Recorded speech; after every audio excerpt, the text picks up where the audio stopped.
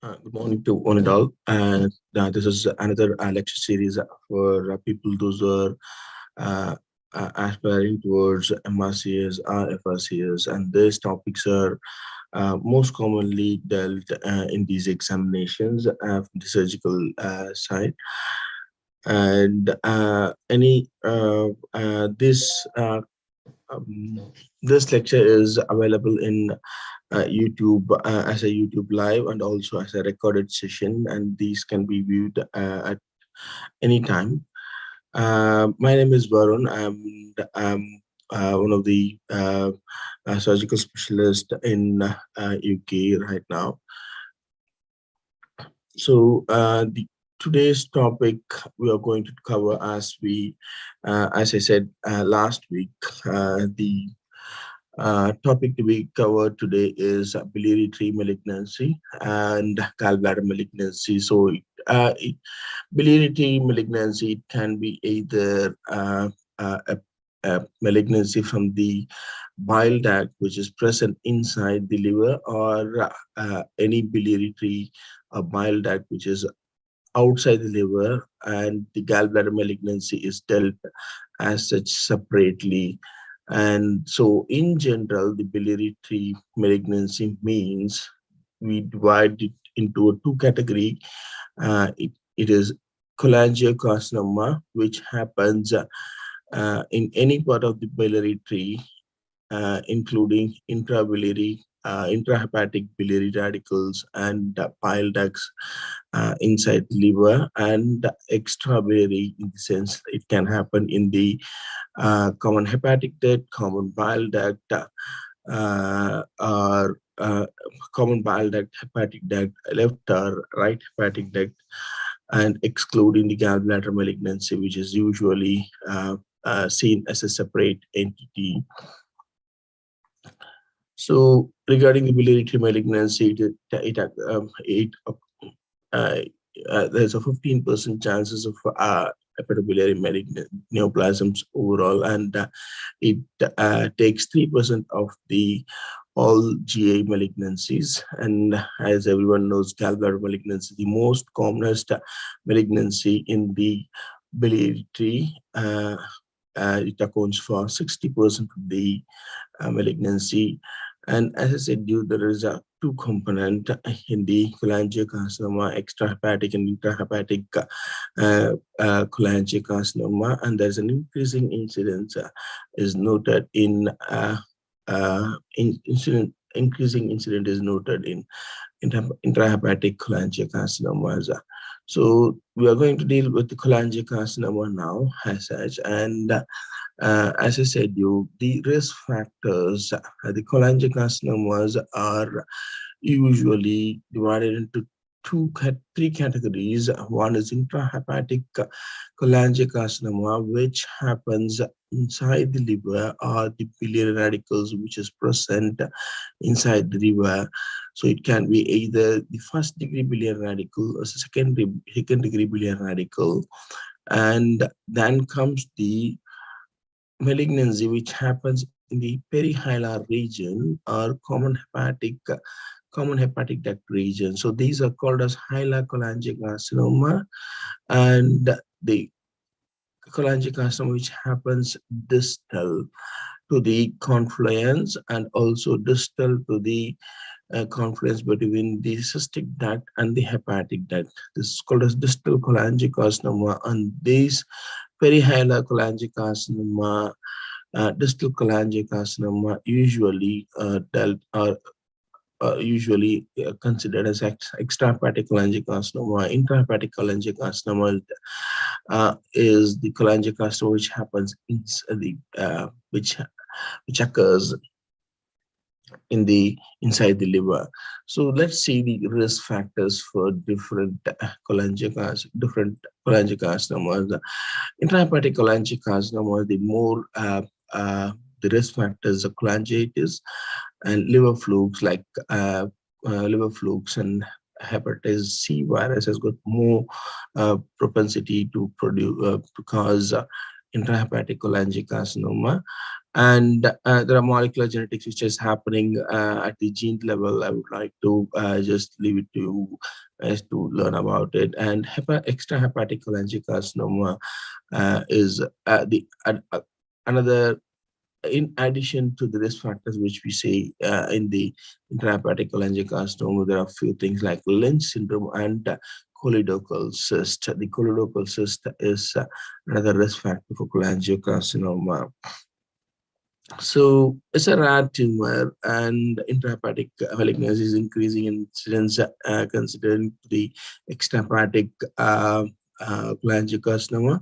There's no specific cause which has been particularly narrowed down to say this is the real reason for this is the cause for the cholangiocarcinoma. However, there is a more incidence is seen in primary sclerosing cholangitis, obesity, and alcoholic fatty liver.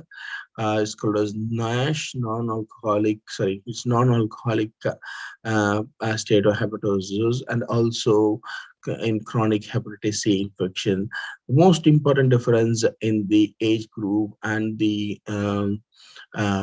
sex group between the cholangiocarcinoma and the gallbladder carcinoma is the cholangiocarcinoma happens 1 times.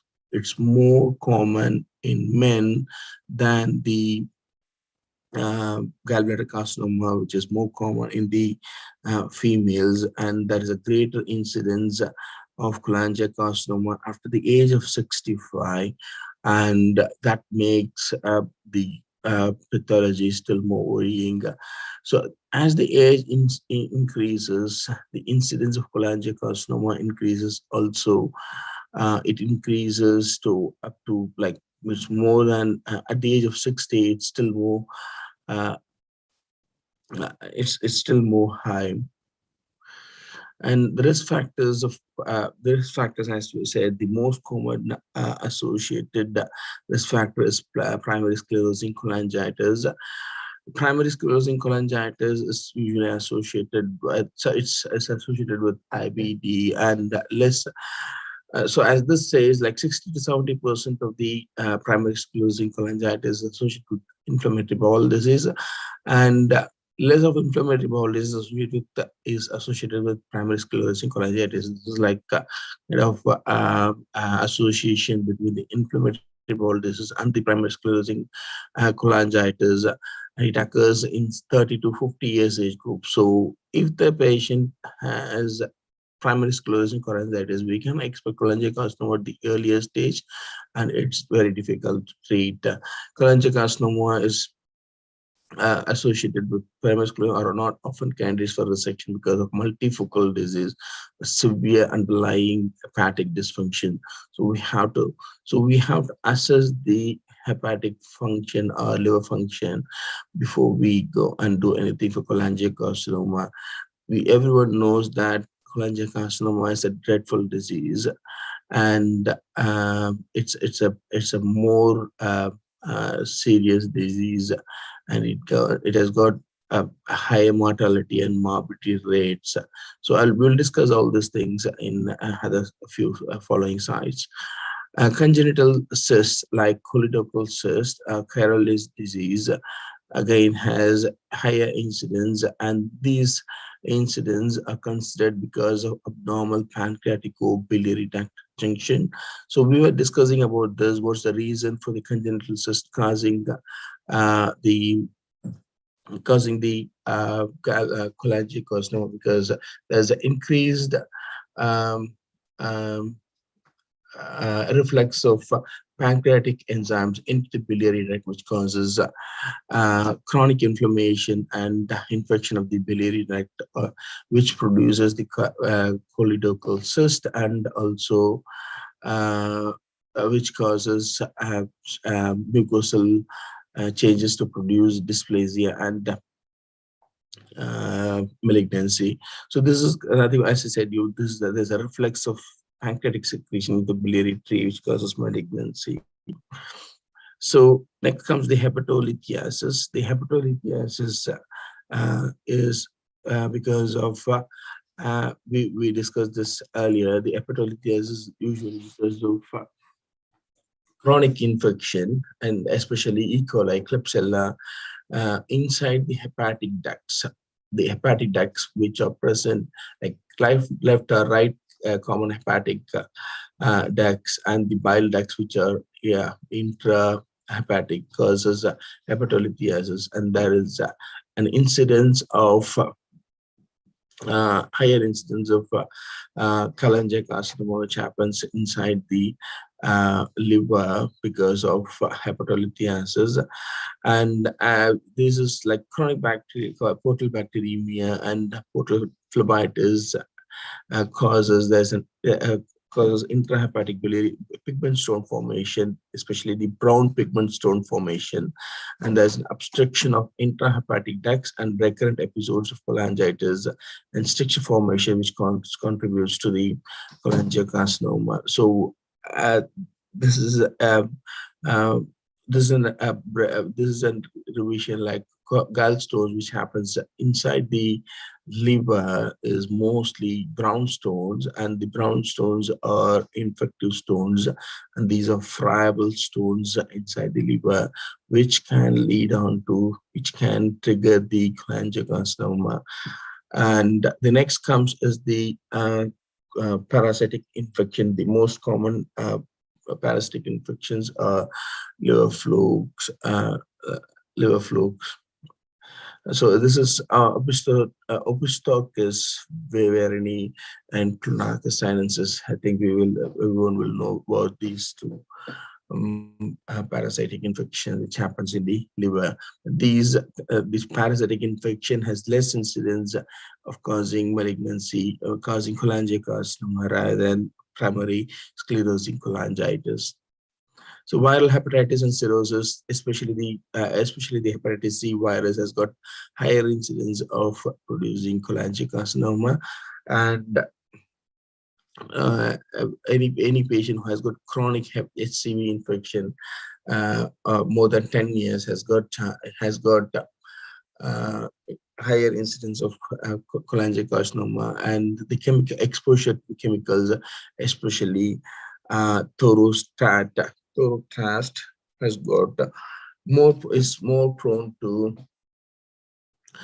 cholangiocarcinoma. It has been proved that there's a 300 times higher incidence of cholangiocarcinoma those who are exposed to Thorotrast, and other chemical exposures are dioxin and vinyl chloride or polyvinyl chloride PVC, which can increase the chance of developing cholangiocarcinoma. So this is the classification, classification of cholangiocarcinoma. As we already were discussing, the broad classification of cholangiocarcinoma is intrahepatic, perihilar, and distal hepatic, distal common bile duct. So the extrahepatic includes perihilar and distal hepatic, and the intrahepatic is that. So why we classify cholangiocarcinoma in these three ways is it's for the management purpose and has management implications as well. So the perihilar cholangiocarcinoma is classified into 5 types, and that's more important to deal with.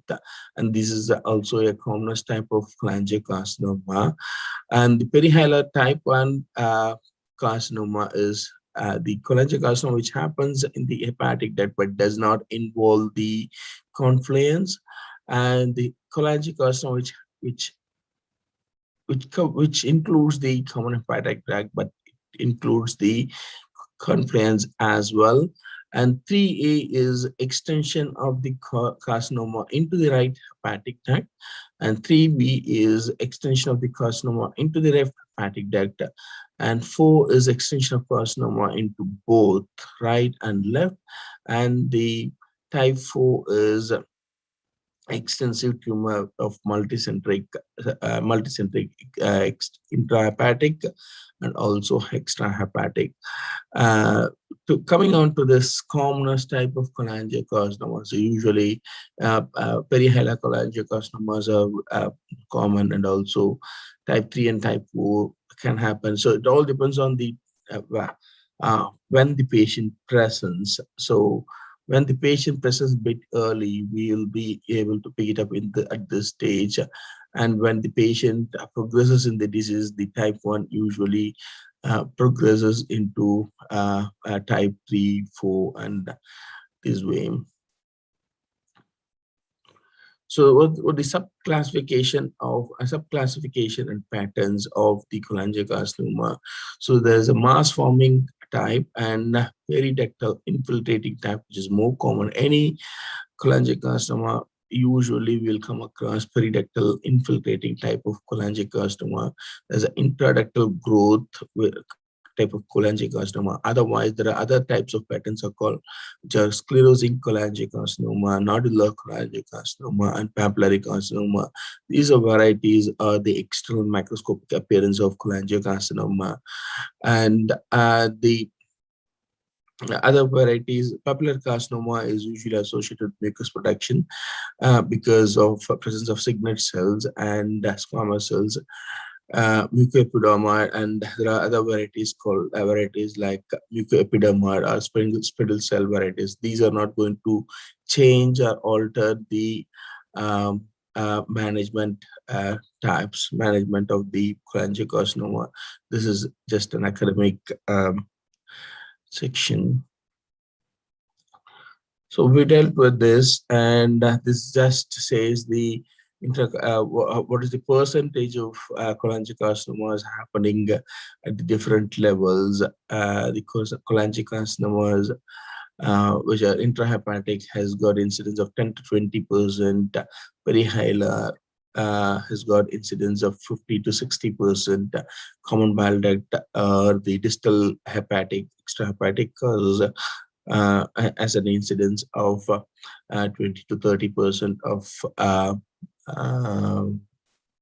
chances.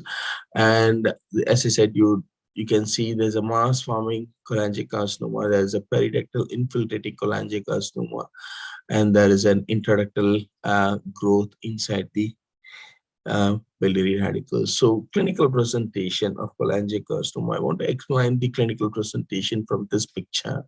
So what are the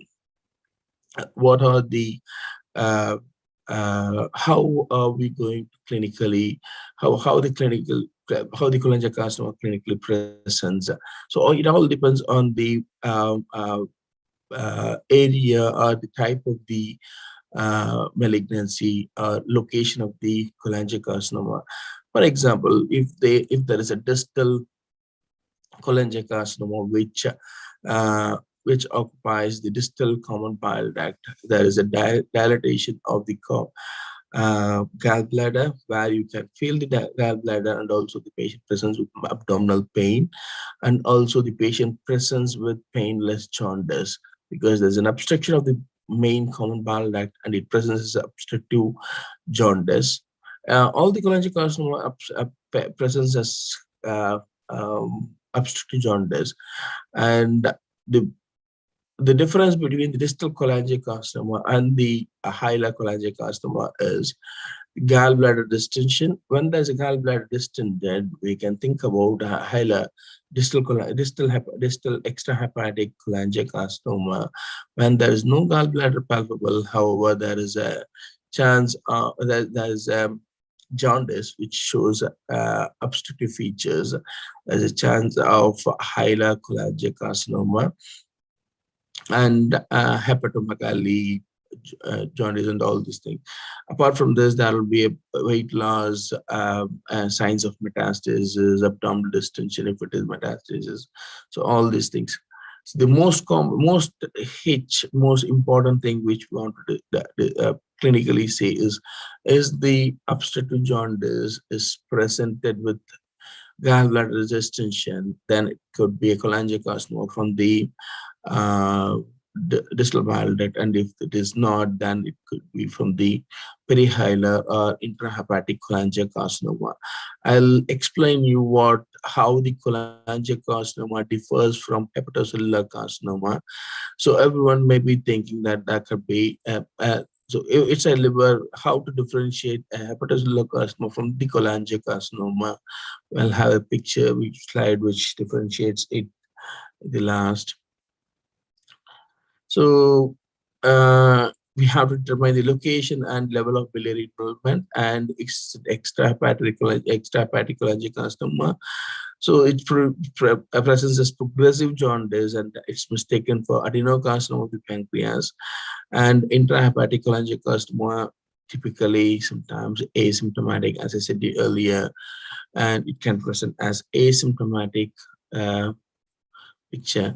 So what are the diagnostic assessment? The diagnostic assessment has we have to diagnose. So when we diagnose a malignancy, the main aim of our management protocol is to stage the disease. So to stage the disease, what are the investigations we are going to do, and how are we going to prove that it's a malignancy? So the first assessment of the cholangiocarcinoma will be local extent of the disease, and CT chest, abdomen, and pelvis is going to help us help to diagnose this with that.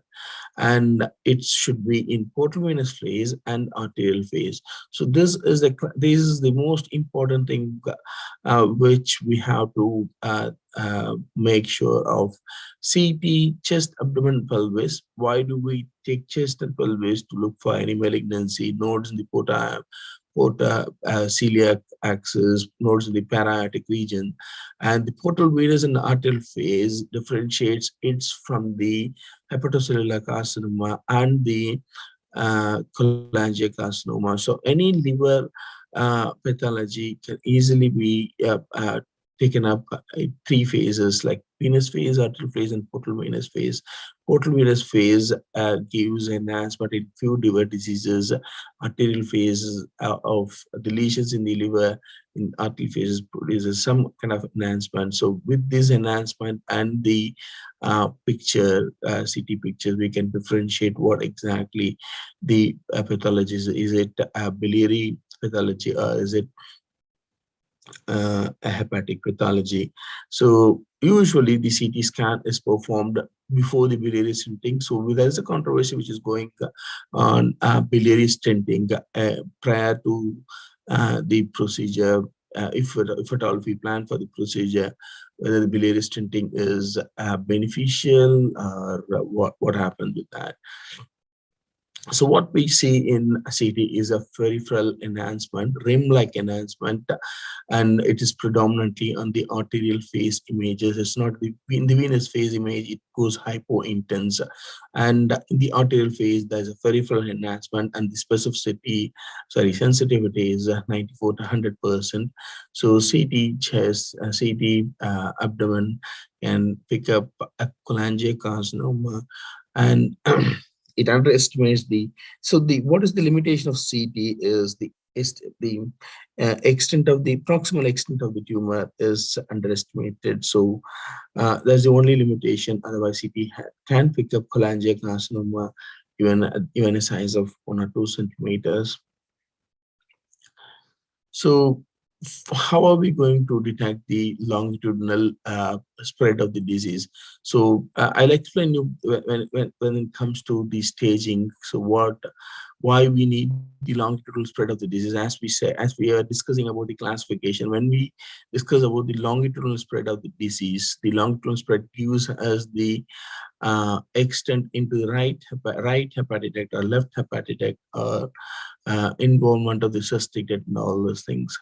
So nodal mets can be picked up by CT scan, and which has got a sensitivity of 35 to 65%. Longitudinal spread can be detected in 81%, and CT photography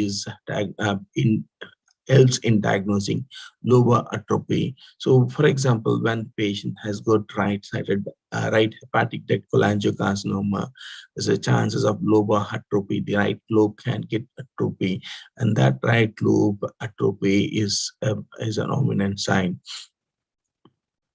Sometimes it can help with the level of biliary obstruction and parenchymal, liver parenchymal involvement and venous invasion. Most importantly, the duplex ultrasonography, which can pick up the periductal infiltration and assessing the portal venous invasion, which is on another sign where there is a irresectability. So the main aim of assessing the cholangiocarcinoma is whether it is resectable, and stage the disease, what will be the prognosis of the disease, and how are we going to treat this patient for different stages. MRCP identifies the tumor and the level of obstruction. That's more important, level of obstruction, and there's an advantage definitely over standard cholangiography.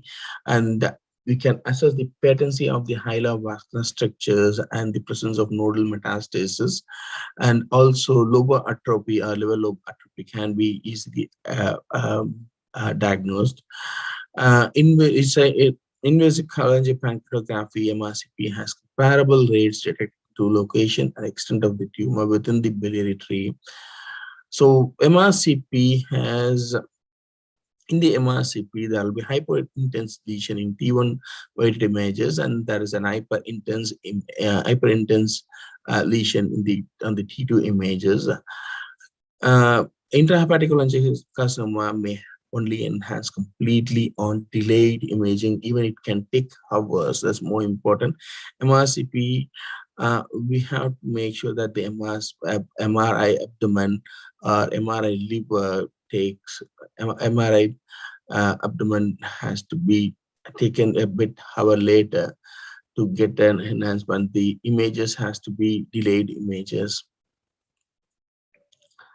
So this is the MRCP picture where you can see the biliary tree, biliary radicals which are distended. The secondary biliary radical, this is a left hepatic duct, and the right hepatic duct, right left hepatic duct. There is a stricture. This stricture could be because of the cholangiocarcinoma, and there is a cross dilatation of the left biliary radicals. So these are the pictures to say, and this is the common bile duct, and you can see the narrowing of the confluence, and these can help in staging the disease as well. So the limitations of MRI is like 20%. It underestimates the 20% of perihilar patients, and stages the patients when the patient has got biliary stent. For example, when the patient has dilatation of the biliary radical, we may put in a stent to decompress and to decrease the bilirubin, so that the patient gets some kind of comfort from the hyperbilirubinemia. And also the post-operative mortality and morbidity is very less when the patient has got normal bilirubin with the biliary drainage, which has been proved, but it's a controversial thing still. So, but when we put in a stent and do a MRCP, there's a chance of inflammation, which cannot be helpful in reading the images. And PET was found to be more specific compared to other investigations, because FDG PET is usually done with all cholangiocarcinomas prior to the management to know the distal spread of the disease. And so when the patient has got a biliary stents, the specificity of the CT is still more less. And PET, as I said you already, PET images changes or alters the surgical treatment in around 30% of the individuals. So even though the staging has already been done, when we put in the patient in a PET scanner and do a metastasis evaluation, patient there are 30% of patients who can have distant mets, which alters the treatment completely.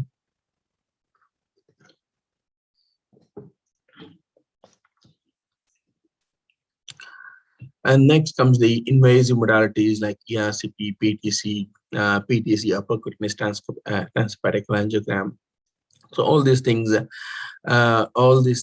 doesn't add much of the uh, information to our investigation and the staging. The most important thing which I want to stress is brushings from the ERCPs. So the brushings has got only 30 to 60% of sensitivity.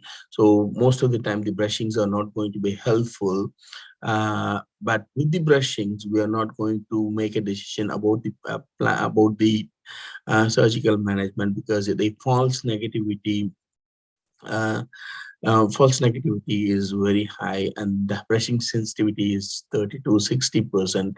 However, there is immunoassay, fish fluorescent immunos in situ have fish immunoassay, which I'm not sure about the expansion, sorry, as fish is kind of a genetic assay of the brushing cells, um, which helps much more in combination with brushings and fish. There's an increase in sensitivity, but still all the sentence doesn't have fish doesn't have the um, uh, infrastructures with fish. Choledoscopy is one another investigation which we do when there is a likely cholangiocarcinoma which is picked up during the laparoscopy. So in those scenario, we put in a choledoscope and check what exactly is happening. It's more helpful in a stricturous bile duct, and also we could see dilated blood vessels inside the lumen with a proliferative growth, or with a growth which could be where the choledoscope can pick up the malignancy. Spyglass endoscopy, not sure about it, sorry. And the markers like CA 19.9 CA in patients doesn't make much to the investigations.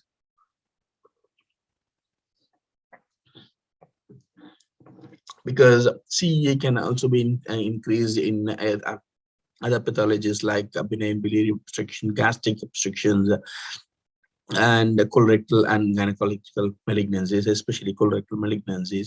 So that is not going to change or alter the or add more information to the diagnosing cholangiocarcinoma. So staging, as we discussed, the most important thing in staging is the staging helps us in the management. So we should know the extent of the level of the disease, extent of disease, and how far it is going to be resectable. So there are different types of staging like Bismuth correlate staging and AJCC staging of like T1, T2, and MSKCC system of staging. So we could not find anything ideal staging of this thing. So because each and every staging have their own uh, own staging system, but the most important thing which we want to know about the staging system, which has to involve the level of obstruction, metastasis, and lobar atrophy, and all these things put together. So still there is an ideal staging system to come up, and most of the staging system which we use is not appropriate. The one which is at present, which has got good things put together, is Blumgard staging system, where it involves the involvement of the biliary confluence, second order biliary radicals, portal vein involvement, and hepatic lobar atrophy. So these things has to be included in the staging system so that we can manage the disease appropriately.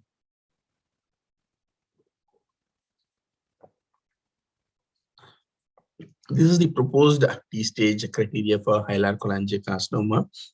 So the T1 is involvement of biliary confluence with unilateral extension to second order biliary radicals. Unilateral, it's just unilateral.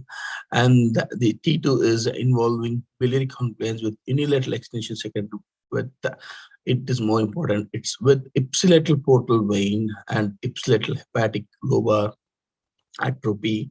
So if T3 is second with all these things, involvement of either unilateral extension to second order with contralateral portal vein involvement, unilateral extension to, so I think if they could see the pictures here, so for example, getting this one. So if the unilateral involvement of the bile duct with contralateral involvement of the portal vein makes the T3, if everything happens on the right side itself, it becomes T2, and without portal vein involvement, it becomes T1. It's as simple like this. And this is these are the other factors like patient factors. So these are the patient factors or criteria for unresectability, like medical factors, patient not fit for major procedures. Most importantly, the patient has got primary sclerosing cirrhosis, PSC, which is a most commonest risk factor. There is a chance of hepatic cirrhosis. In that scenario, we have to think about the functional residual volume, liver volume. FLR has to be assessed before we go and operate. If the patient is not fit for the procedure, then there's the chance of unresectability. There's a local tumor-related factors like tumor extension into secondary biliary radicals bilaterally, and enhancement of occlusion of the portal vein proximal to the by its bifurcation, and atrophy of one hepatic lobe with contralateral portal vein branch encasement or occlusion, atrophy of one hepatic lobe with contralateral tumor extension to secondary biliary radicals. So these are the few causes or criteria for unresectability. Metastatic disease, whenever there is a resistant metastatic disease like node involvement, lung, liver, and fetal mets are definitely criteria for unresectability. So CT staging, so how we going to manage a CT staging with chest, abdomen, and pelvis? Look for metastasis, do a FTG PET. There is a chance of picking up something from the distant metastasis. Then it is palliative. Then if it is a localized disease, then there's a chance of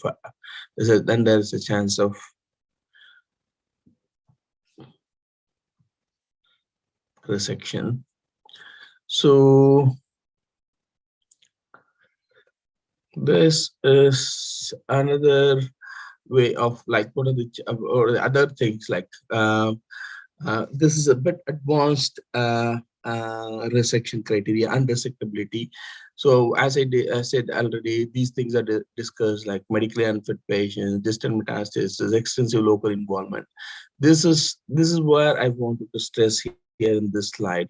So the future liver remnant for the patients, those who have hepatic parenchymal problems like primary sclerosing cholangitis, there is a chance of for example, if the functional liver volume is less than 13 patient with normal hepatic parenchyma, then there is a less chances of resection or inoperability. Then there is a two contiguous segment with adequate portal venous and hepatic arterial inflow, adequate hepatic venous drainage, and less than two segments. Then there is a chance of unresectability. If there is a distal tumor, this is perihilar tumor or intrahepatic tumor. If it is a distal tumor, if the patients are medically unfit and distal metastatic disease like metastatic disease and the major vascular involvement, this is more important when there is a major portal vein or SMB involvement. This is a resectability. So this distal unresectability is more or less equal to what we assess for Whipple's. So the management of distal cholangiocarcinoma is more or like the same of factory duodenectomy or Whipple's. Extrahepatic cholangiocarcinoma, how are we going to deal with this? And as I said, extrahepatic cholangiocarcinoma is below the confluence between the cystic duct and the common hepatic duct till the ample of beta. The cholangiocarcinoma can be at times confused with head of the pancreas tumor. And portal vein, even though there is a portal vein involvement of less than 2 centimeter, the cholangiocarcinomas are usually resected with a repair of the portal vein, with the reconstruction of the portal vein. So intrahepatic cholangiocarcinoma, histological confirmation of malignancy is not mandatory. So don't try to put in a needle and check whether the patient has got malignancy, whether the patient has got cholangiocarcinoma, because the CT scan has got very good sensitivity to pick up a cholangiocarcinoma rather than doing a histological confirmation. So FDG PET and all these investigation helps in the diagnosis of cholangiocarcinoma. There is a theoretical risk of like needle track metastasis, needle track seedling, but all these things are not been proved yet. So preoperative biliary drainage, which I was saying about, the most important advantage of preoperative biliary drainage is decreasing the bilirubin level, increasing the patient's comfort zone, patient's fitness for the surgery, avoiding surgical complications. However, preoperative drainage has a other side. It causes bacteremia, sepsis, inflammation, and all these things still more worsens the disease. So this is the routine preoperative drainage is usually a controversial thing. So there are advantages and disadvantages. We have to weigh the risk and benefit when we think about the preoperative biliary drainage. So people, those who think against preoperative biliary drainage, think about the cholangitis, seedling, risk of tumor seedling, perioperative infection complications, lengthens, moreover, it lengthens the overall post-operative morbidity and mortality. Neoadjuvant therapies, remains unproven. There are different studies with different data, but there's a slightly favorable to the resection margin. But people still are hesitant to go ahead with neoadjuvant therapy. I think if I'm not wrong, mitomycin and 5-fluorouracil are used in the neoadjuvant chemoradiotherapy. And the most important thing in neoadjuvant therapy is portal venous embolization to check for the functional liver volume, minimum of 20% to 30%. Minimum of 20 to 30% functional liver volume is expected in a patient who's planned for hepatic resection with a cholangiocarcinoma if the patient has any liver dysfunction. If the patient has normal liver function or normal liver function, the minimum functional liver residual volume should be 20% to 30%. If the patient has got any liver dysfunction, it should be minimum of 40 to 50%.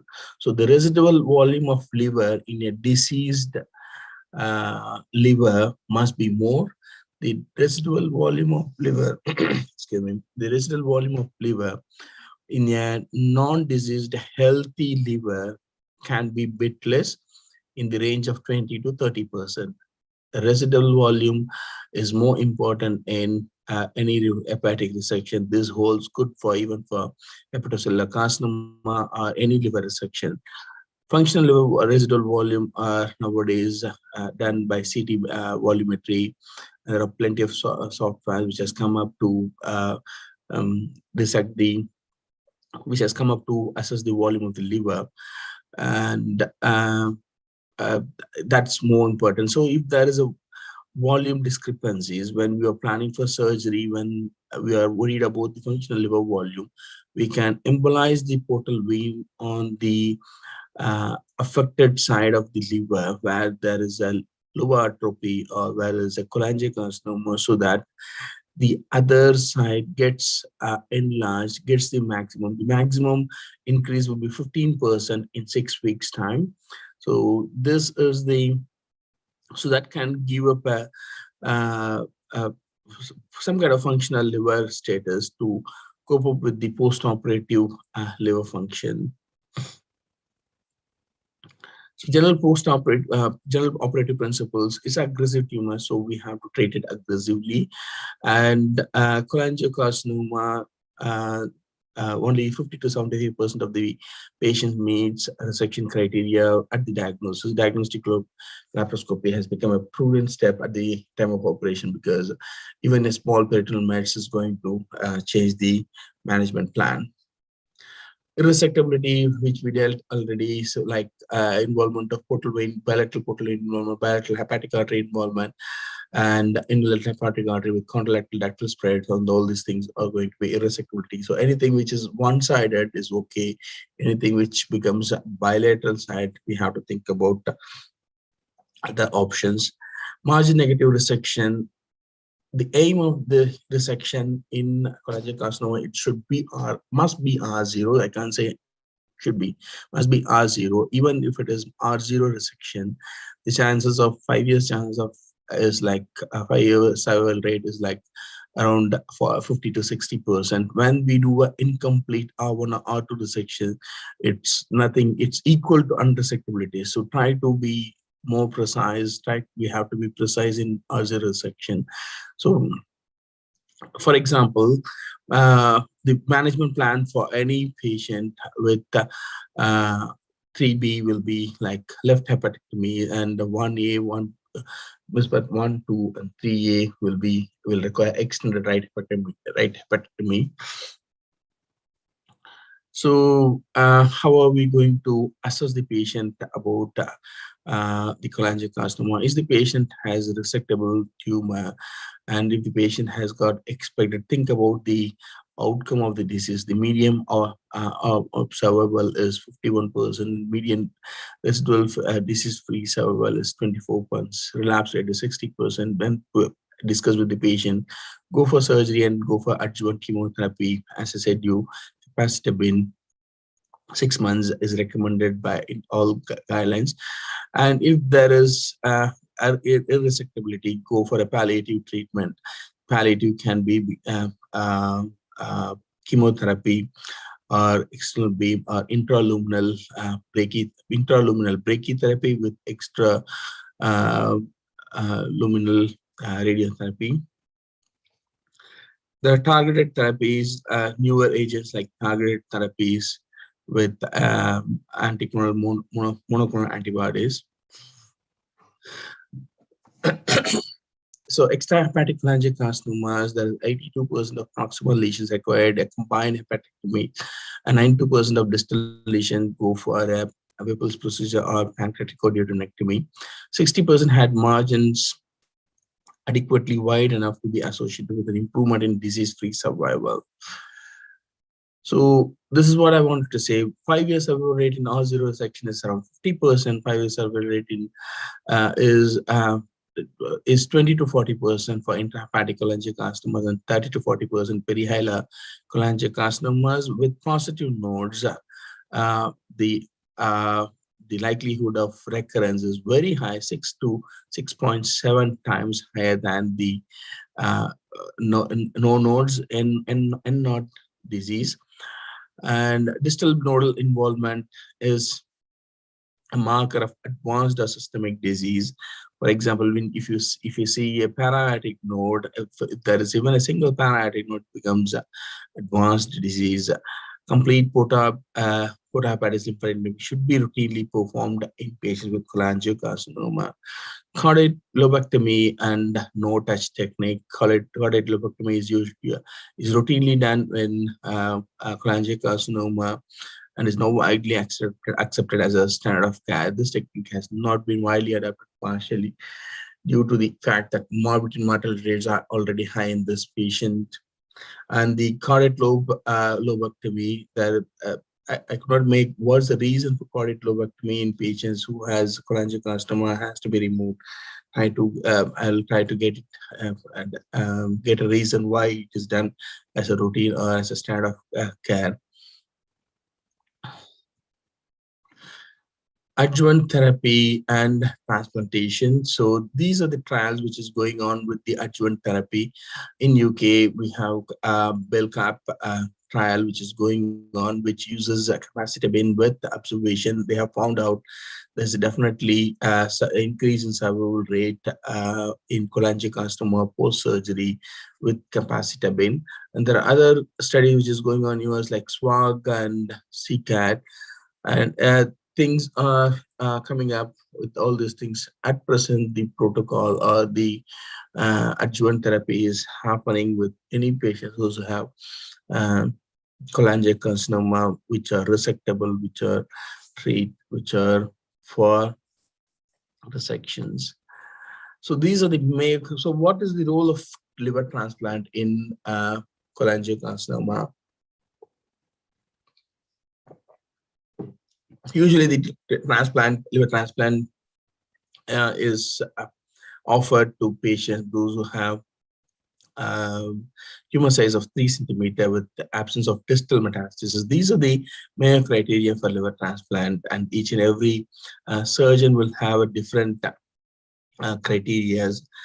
This is the Mayo criteria. So these will be discussed with the discussed and definitely any patient who's has got aggressive tumor or stage advanced stage will not be subjected for liver transplant.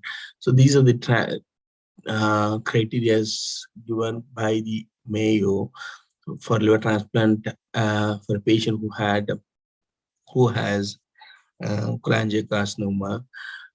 Any patient who has got cholangiocarcinoma with a CA 19.9 of more than 900 and tumor size of 3 centimeter, absence of distal metastasis with a negative EUS FNA of regional lymph nodes. So if there is a lymph node, when there is a EUS, should be negative and negative staging laparotomy. So this is a straightforward, clear cut.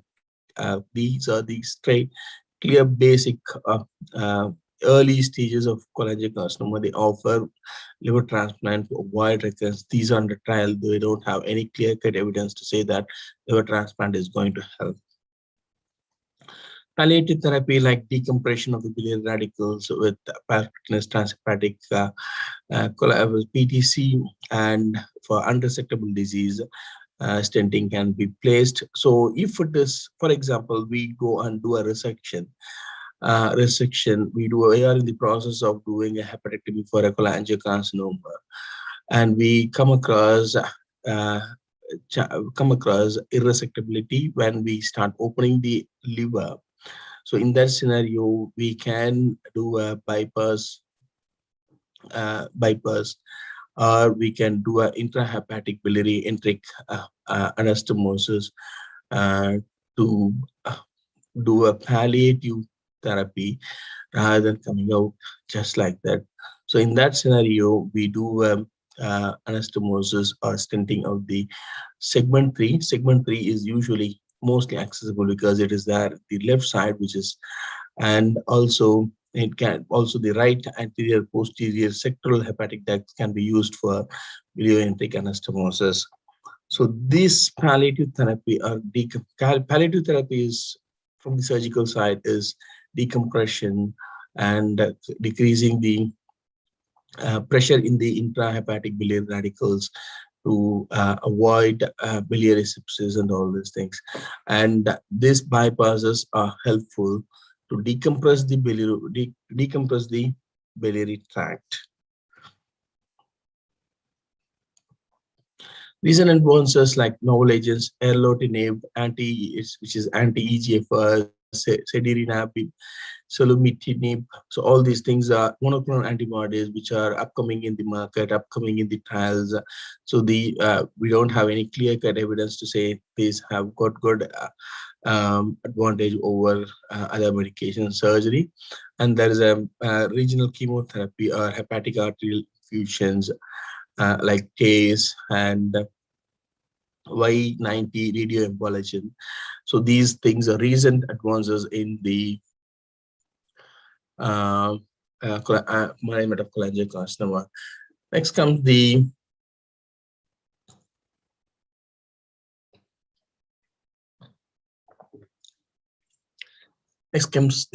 gallbladder malignancy. As I said, 60% of the biliary malignancies are gallbladder malignancy, and everyone knows about the gallbladder and cholecystectomies. So the epidemiology, as I said, the most common malignancy of the biliary tree, 60% of biliary tree malignancies. The most common risk factors, as we think about, is like gallstone, females, as I said, you already compared to the cholangiocarcinoma female. Here it is female, there it is male. And other causes like primary sclerosing cholangitis, porcelain gallbladder. Initially, it was thought that it has got 50 to 60%, like 30 to 40% chance of gallbladder malignancy. Now the incidence of malignancy in porcelain gallbladder is said to be less than 10%. Gallbladder polyps, we'll deal with this in next few slides. South American or Native American Indians have got higher chances of gallbladder malignancies, and it has been said that, as I said you already, there's an anomalous APBD, anomalous pancreaticobiliary ductal dysfunction has a risk factor for gallbladder malignancy as well. Other inflammatory bowel diseases like Crohn's disease is an risk factor. The most proven risk factor is obesity, which is body mass index. Other lifestyle risk factors like diabetes, sweetened beverages has got a higher chance of gallbladder malignancy. Infections wise, or environmental factors like liver flukes, arsenic, aflatoxin, and chronic bacterial infections. So overall, these are the proven things which has got strong evidence, probably body fat, as I said, higher incidence of gallbladder malignancy, and other limited evidence is like other things like peppers and all these things. They don't have the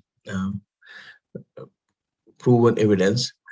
So coming on to the gallbladder polyps causing gallbladder malignancy. So we know about adenocarcinoma sequence. So the adenocarcinoma sequence happens in gallbladder as well. So whether this polyp is going to cause a malignancy, gallbladder malignancy, are we going to remove the polyp? Are we going to remove the gallbladder for a small polyp? Are we going to just follow it up?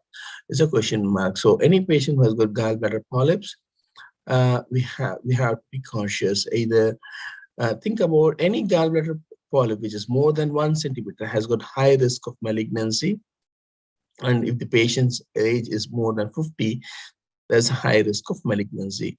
So when we do a ultrasound abdomen with a gallbladder polyp of greater than 1 centimeter with a age group of more than 50, that we can go ahead and do a cholecystectomy even though the patient is asymptomatic.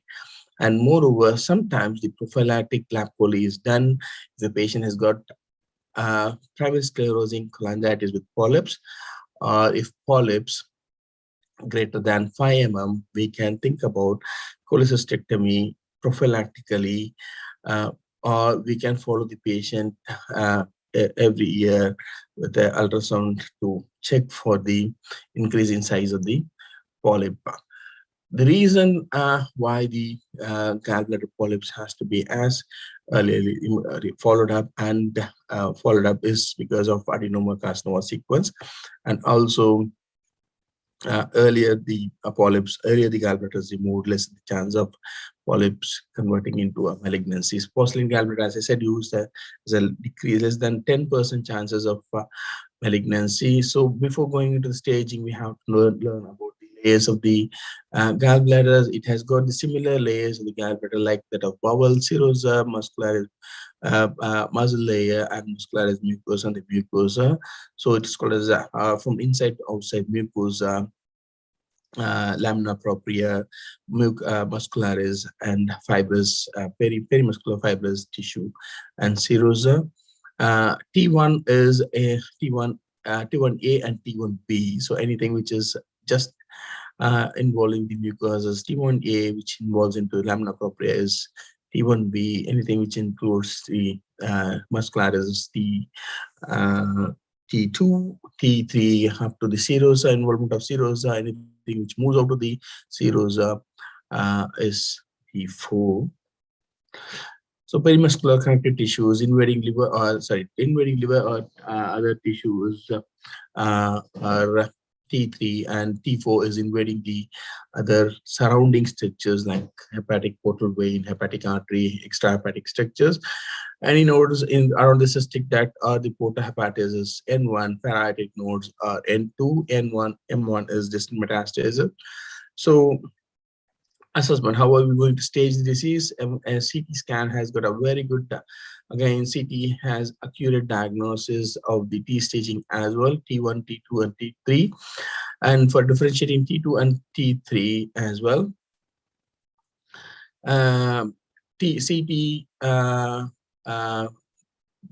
CT chest, abdomen, pelvis gives the distant metastasis, and the local disease is assessed by the CT scan itself. Again, as I said, portal venous and arterial phases are important. Triphasic assessment of the liver, triphasic assessment. So MRI, what's the role of MRI? It can assess the extent of longitudinal extent, have form sensitivities like 70 to 100% in hepatic invasion, vascular involvement in lymph nodes, 70% of lymph node metastasis.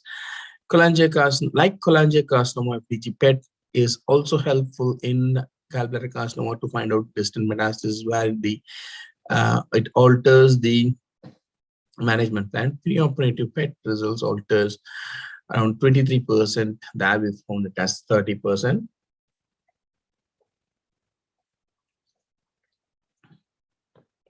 So the obstructive jaundice, any patient with gallbladder malignancy with obstructive jaundice can be because of 2 or 3 reasons. One is involvement in the gallbladder malignancy invading the liver tissue and the hepatic ducts.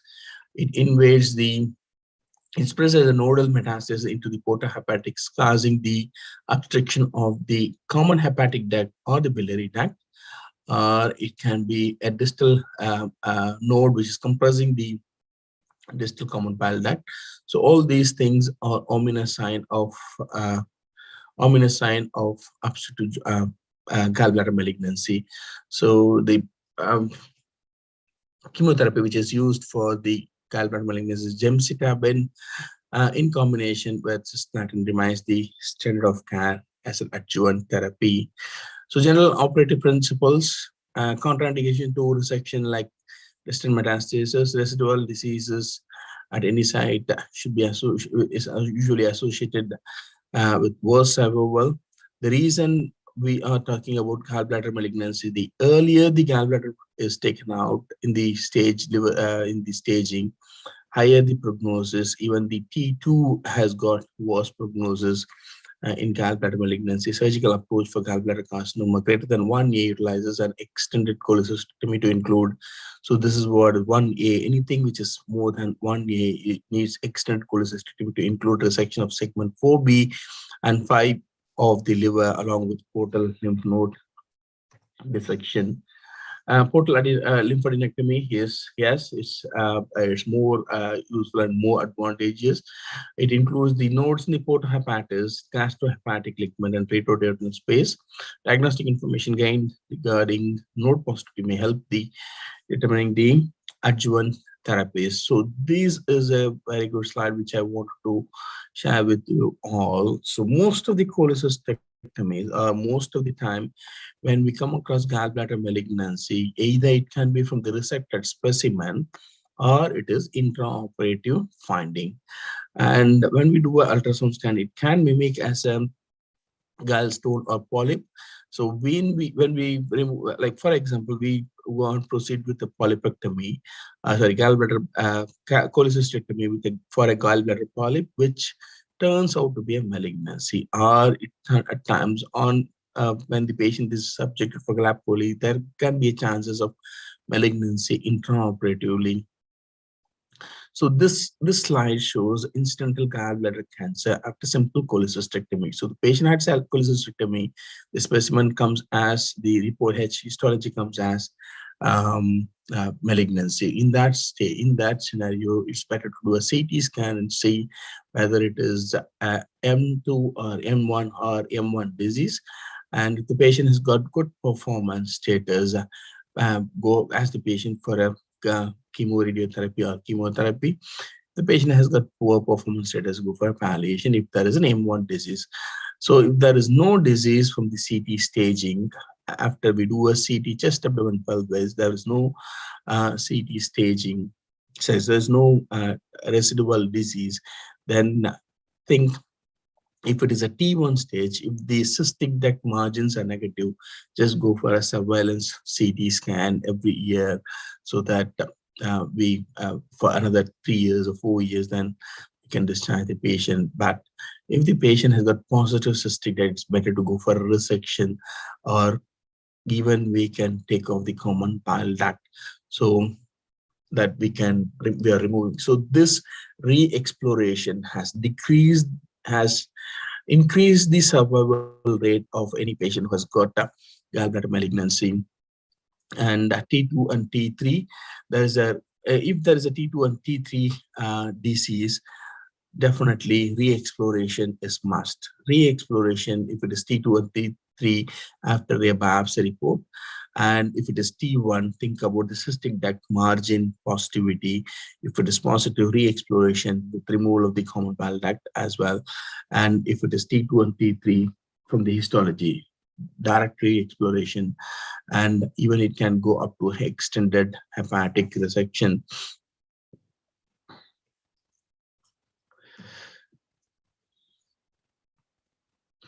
So this is what is this same slide, which I said about, and yes, that's it.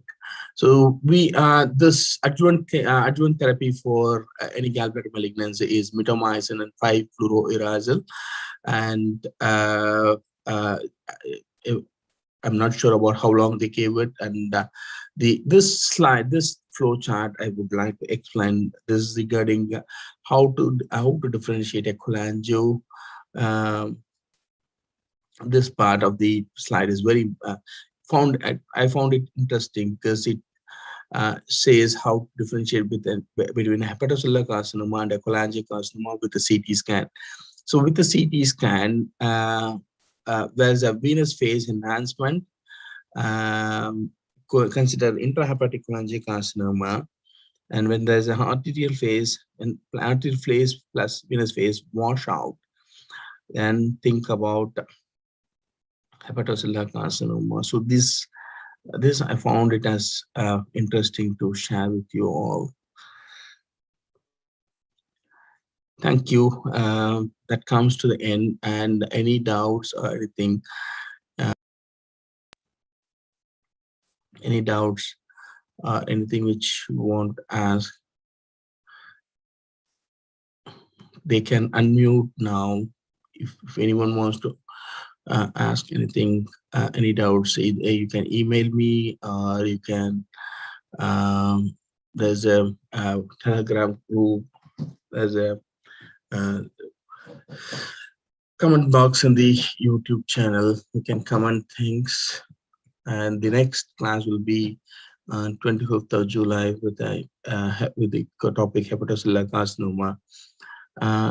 Either you can give your comments on the chat box or anything.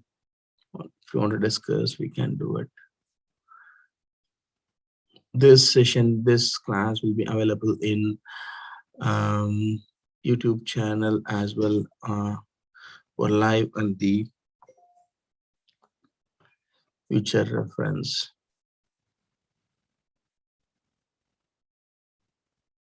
Any doubts, anything to discuss? And there's a poll which is polls available. They can vote if Thank you. Thanks for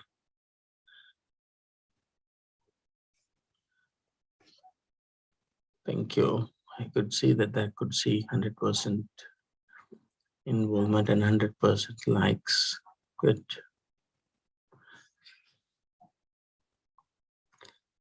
Thank you, guys. Thanks for attending. If there is no doubts or nothing to be discussed, I'm going to end this session. If anyone wants to ask anything, they can comment in the chat box or comment in the. Take my email ID. You can email me if you need anything more.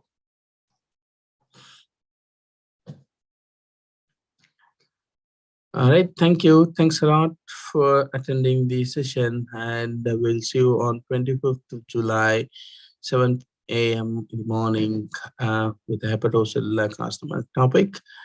Thanks for attending. Bye. I'm going to end the session.